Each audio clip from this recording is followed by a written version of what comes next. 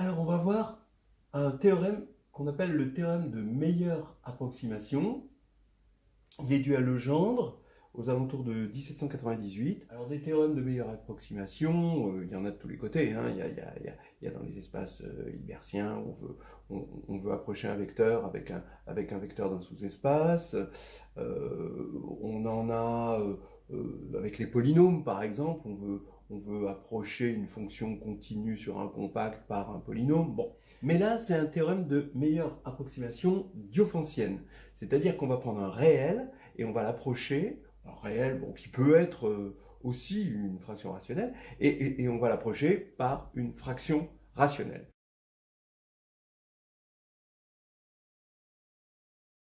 Alors tout part de ce qu'on appelle les fractions continues, d'accord? Donc on prend un alpha strictement positif, par exemple. Supposons là que alpha n'appartienne pas à n. Eh bien, je peux écrire alpha égale la partie entière de alpha plus 1 sur alpha moins partie entière de alpha. Et je suis sûr que ça, c'est strictement supérieur à 1. D'abord, ça existe, parce que alpha n'appartient pas à n. Et puis, comme ça, c'est strictement inférieur à 1, ben ça va être strictement supérieur. Et c'est positif, ça va être strictement supérieur à 1, d'accord? Et ça, c'est vrai. Et donc, je vais pouvoir continuer. Maintenant, soit ça appartient à n, et dans ce cas-là, j'arrête. Soit ça n'appartient pas à n, et je peux continuer. Voilà. Alors, qu'est-ce que ça va me donner à la fin? Ça va me donner alpha égale A0 plus 1 sur A1 plus 1 sur A2, parce que je vais continuer, etc.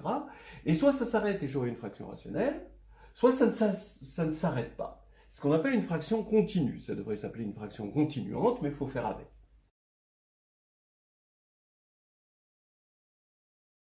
Voilà. Alors, par exemple, vous allez prendre 5. Bon, bah, 5, c'est crochet ici, 5. Voilà. Bon, alors attention, ne confondez pas ce crochet avec la partie entière. Hein. Là c'est le crochet des fractions continues. Vous prenez 22 septièmes. Bah, vous voyez bien, vous arrivez à vous convaincre que c'est 3 plus 1 septième. Bon. Et bien donc ça va s'écrire 3 7, parce que là maintenant, ça y est, on a un entier, ici, et donc on s'arrête là. Donc ça continue pas. Oui. Bon. Ici, vous prenez 333 106e. Eh bien, vous allez prendre 3, et là, ça va faire 3 plus, et le nombre que vous allez obtenir ici, ben vous allez vous convaincre que c'est le nombre 715 en crochet. Et donc ici, 333 sur 106, ça va faire 3, 7, 15 entre crochets. Voilà. Alors, maintenant, on peut... on va arrêter avec les fractions rationnelles, hein, qui donnent forcément des fractions continues qui s'arrêtent, hein, grand paradoxe. Et ici, on va attaquer des nombres irrationnels. Alors, donc, racine de 2, ben, on va voir que c'est 1, 2, 2, 2, 2, 2, 2, 2. Racine de 3, 1, 1, 2, 1, 2, 1, 2, 1, 2, etc. Qu'on écrit 1,12 avec une barre, un petit peu comme les décimales quand ça se répète. Phi, il est encore plus simple, hein, donc le nombre d'or, c'est juste 1, 1,11111. Et puis, en fait, il y a un théorème qui montre que si un nombre est quadratique, comme phi, racine de 3, racine de 2, alors la suite ici des nombres de la fraction continue est périodique, et la réciproque est vraie. Bon. Maintenant, on a pi. Voilà pi. 3, 7, 15. Donc on comprend pourquoi 22 septièmes approximait bien pi, parce que c'est déjà ça, d'accord? Et puis, lui, ça va être une seconde approximation, disons la première approximation, disons l'approximation d'ordre 0 de pi, ce serait 3, ça c'est la première, ça c'est la deuxième, c'est 3, 7, 15, c'est-à-dire 333 106e. Voilà. Et on se rend compte que déjà là, c'est une très bonne approximation, on ne sait pas encore que c'est la meilleure, mais déjà là on se rend compte que c'est une très bonne approximation. Ça va approximer pi au 10 millième près. On a E, c'est 2, 1, 4, 1, 1, 6, 1, 1, 8, 1, 1, etc. Alors comme on peut le constater, ce sont d'excellentes approximations, et en plus elles ont l'avantage d'être canoniques, c'est-à-dire que les approximations qu'on se fait des nombres réels, comme pi égale 3,14, sont des approximations qui sont basées sur le nombre 10, c'est-à-dire c'est la base 10. Alors, bon, pourquoi choisir une base alors qu'on peut avoir, les fractions continues nous offrent une décomposition complètement canonique.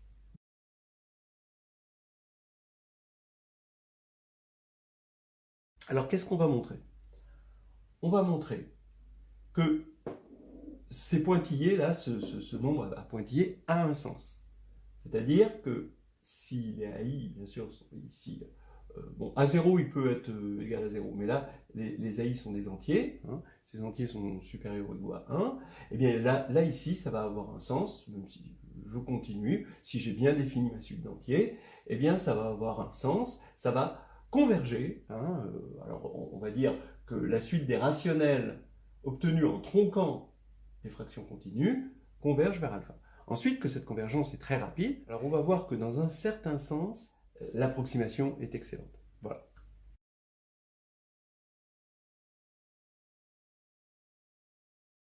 Alors, allons-y. On va poser alpha, hein, un réel, voilà, comme ceci, ou il peut être rationnel, et dans ce cas-là, ça s'arrête. Hein, et alpha k, la suite, hein, des fractions qui, elles, sont rationnelles et qui sont supposées tendre vers alpha, ce qu'on n'a pas encore vraiment démontré, hein, en réalité. Je vais mettre un prime quand on a fait un décalage ici, donc quand on est parti de A1 au lieu de partir de A0. Donc on va avoir alpha prime K, d'accord? Donc il va y avoir ici K plus un élément, et un prime. Alpha prime, c'est de A1 jusqu'à N, mais on suit la suite à N sans s'arrêter. Donc ça veut dire qu'on peut écrire alpha égale A0, et ici, remplacer tout ça par alpha prime. Vous avez une certaine associativité qui est assez claire, hein, ici. Ici, c'est clair, hein, d'accord? Vous avez alpha prime qui est là. Alors bien sûr, là, j'ai généralisé les fractions continues en prenant des éléments qui peuvent être réels.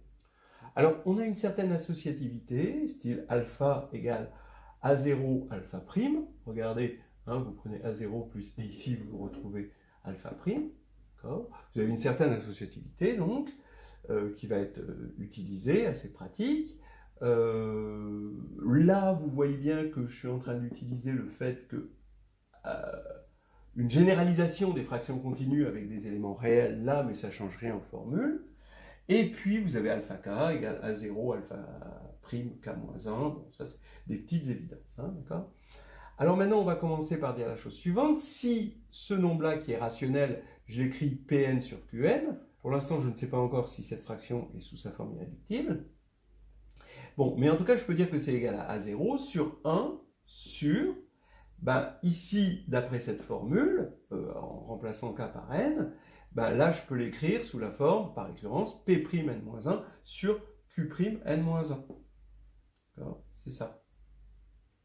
Donc là, c'est très facile, ça fait A0 P'N-1 plus Q'N-1 sur P'N-1, et ce qui va me faire que c'est sous la forme PnQn, avec Pn égale A0 P'N-1 plus Q'N-1, et Qn égale P'N-1.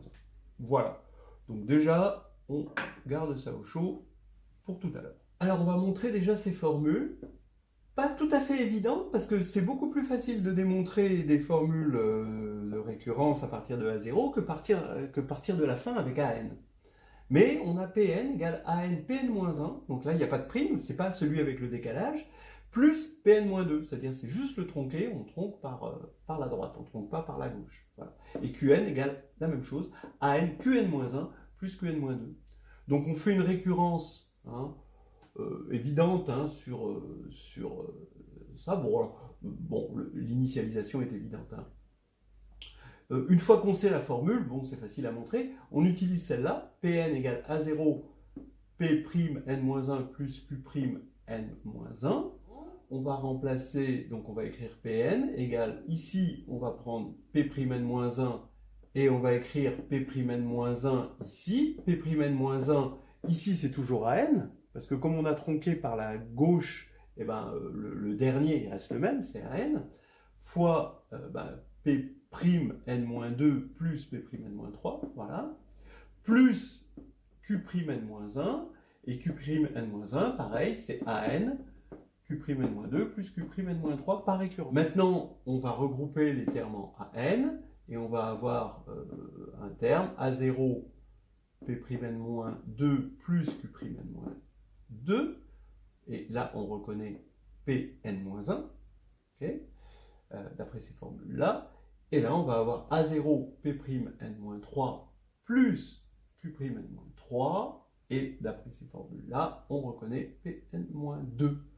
Donc, on obtient bien ce que l'on voulait. Ensuite, Qn. Qn, c'est P'N-1. P'N-1, je le remplace par AN P'N-2 plus P'N-3. D'accord?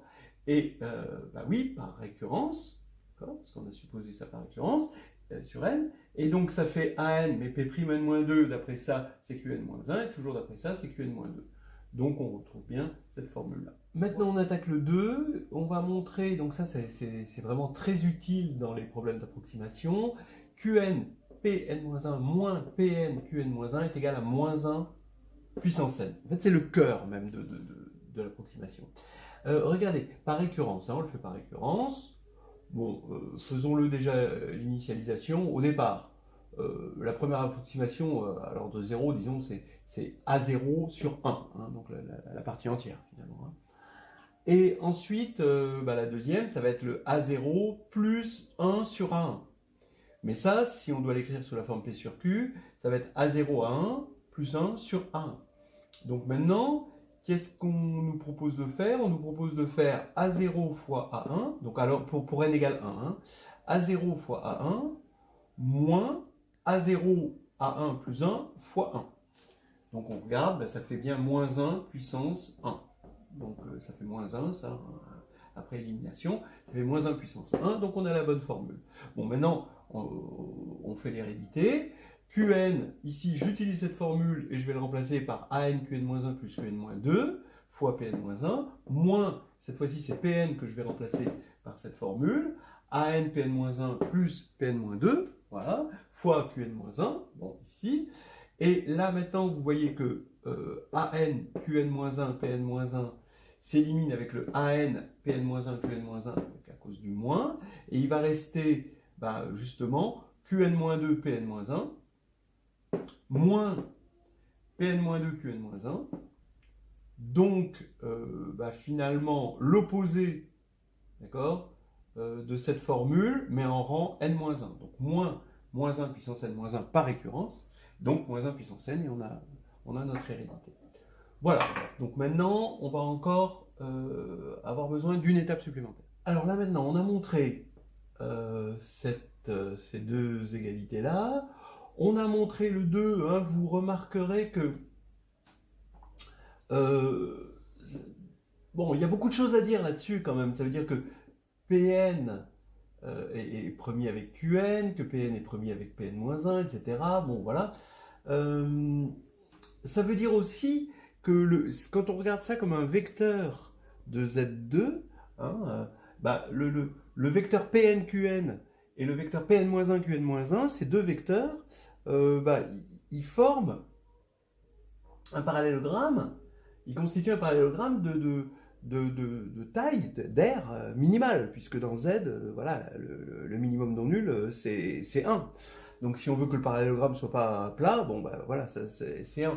Donc ce qui veut dire que vraiment on est dans les problèmes de meilleure approximation. Hein.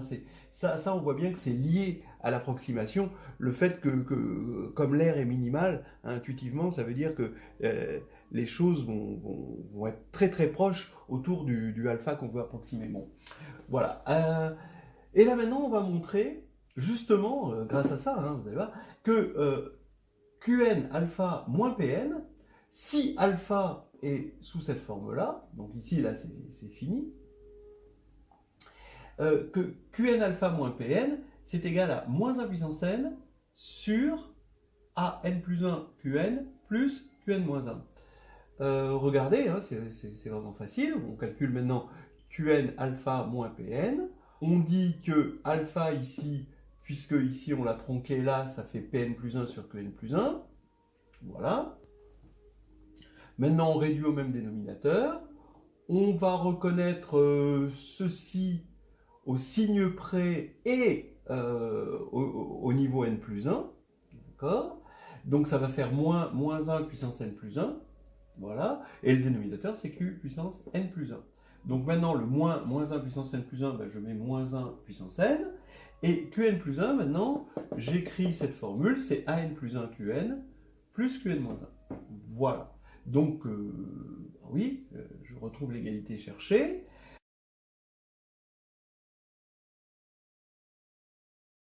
Alors, regardez maintenant en quoi ça va nous servir. Parce que vous allez me dire, oui, mais alpha, ici, c'est un rationnel, alors qu'en général, c'est un réel. Ben oui, mais c'est les mêmes formules. C'est exactement les mêmes formules si alpha est un réel.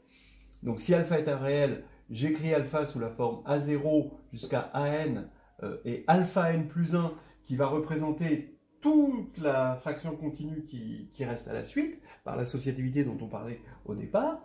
Et les formules sont exactement les mêmes. Il n'y a pas de raison, on ne s'est pas servi du fait que les AN étaient entiers à aucun moment.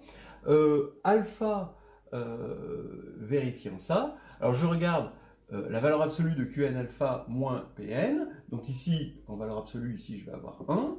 Ici, au dénominateur, à la place de An plus 1 Qn plus Qn moins 1, j'ai remplacé An plus 1 par alpha n plus 1 ici, Qn plus Qn moins 1, voilà. Donc c'est inférieur à 1 sur, mais là, vous allez vous convaincre que comme Qn moins 1 est positif, et que alpha n plus 1 est plus grand que 1, ben ça c'est plus grand que Qn, donc ça va être plus petit que Qn.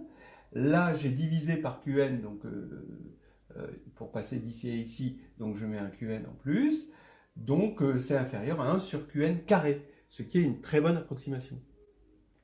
Voilà. Et donc entre autres, on voit que comme Qn tend vers l'infini, parce que Qn, ça c'est une suite d'entiers qui est strictement croissante.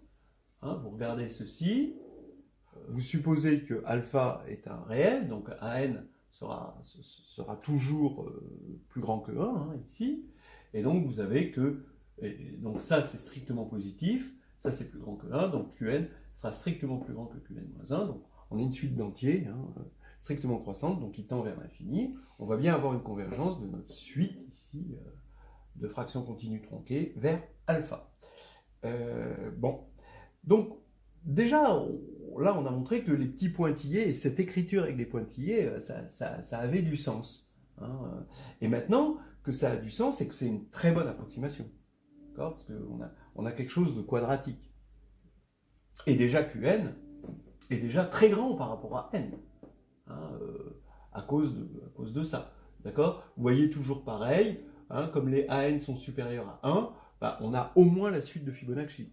Et la suite de Fibonacci, bon, c'est quand même du phi puissance n, hein, c'est du grand taux de phi puissance n. Et phi puissance n, donc c'est quand même assez grand, hein, d'accord ? On voit que Qn grandit, que là ça grandit parce qu'en plus on met à la puissance 2. Ça fait une précision que je vous laisse imaginer. Mais donc déjà, vous avez vu avec 333 à 106e, c'est déjà énorme comme précision qu'on a, alors qu'on n'est qu'à la troisième étape, ou la deuxième étape, je dirais, de l'approximation de pi.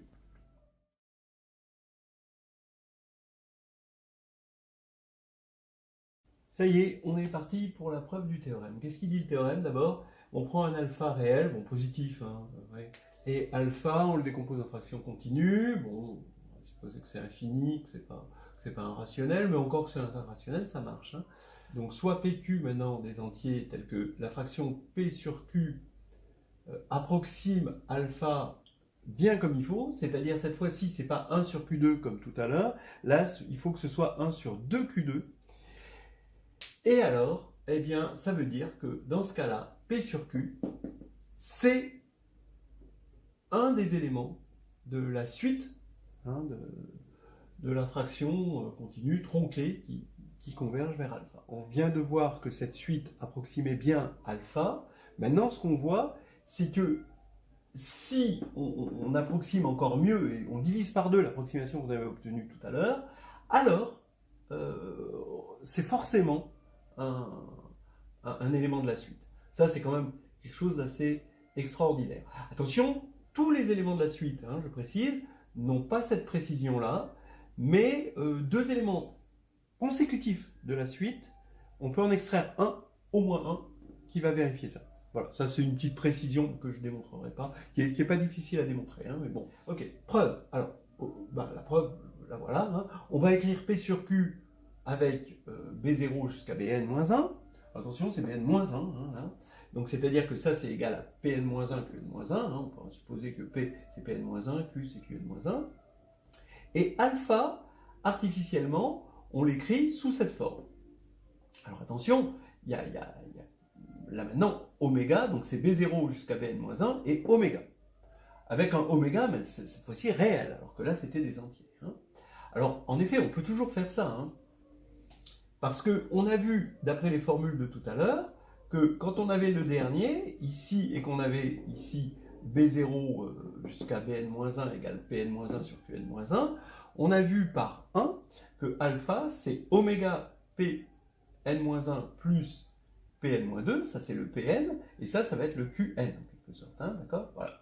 Attention, Pn et Qn, là maintenant, ici ne sont pas des entiers, parce que oméga, il est réel. Voilà.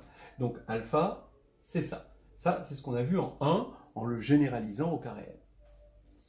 Maintenant, on a une fonction homographique, on tire oméga en fonction de alpha, ça c'est vraiment pas difficile, ce qui fait que oméga existe bien. Bien. Maintenant, on va avoir des précisions sur oméga.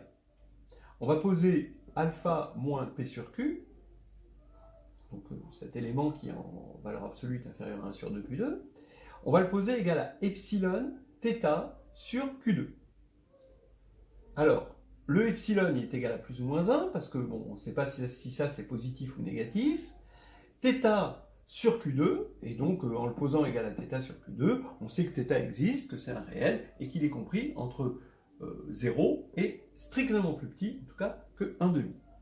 Et il est positif, c'est pour ça qu'on a mis ce epsilon. Maintenant, epsilon θ sur Q2, je vous rappelle que Q c'est Qn-1, donc là je l'écris avec Qn-1 carré. C'est donc par définition alpha moins Pn-1 sur Qn-1. Et maintenant, d'après 3, ça, on a vu que c'était égal à moins 1 puissance n-1 sur oméga Qn-1 plus Qn-2. Ça, c'était ce qu'on a démontré en 3, généralisé toujours au réel. Et donc, avec le Qn-1 ici, hein, que j'ajoute.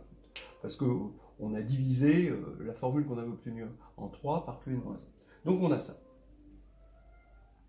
Alors maintenant, je vais simplifier. Je vais supposer que n est d'une certaine parité, de sorte à ce que epsilon soit égal à moins 1, n-1. Alors, pourquoi je peux supposer ça? Ça, c'est intéressant. Parce que, comme ici, P sur Q est égal à ça, alors, supposons par exemple que le dernier, ce soit 1. Ces entiers sont tous strictement positifs. Donc, si le dernier, c'est 1, donc ça veut dire que ça se termine par Bn-2 plus 1 sur 1. D'accord? Mais ça fait Bn-2 plus 1. D'accord? Voilà. Donc, ça veut dire que si on a un 1 ici, on peut réduire, hein, d'accord, en une suite qui s'arrête à Bn-2, qui t'a remplacé Bn-2 par Bn-2 plus 1.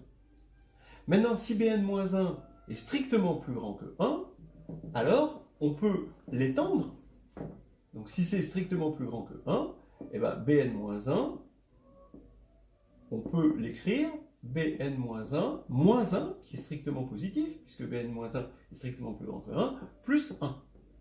1 sur 1.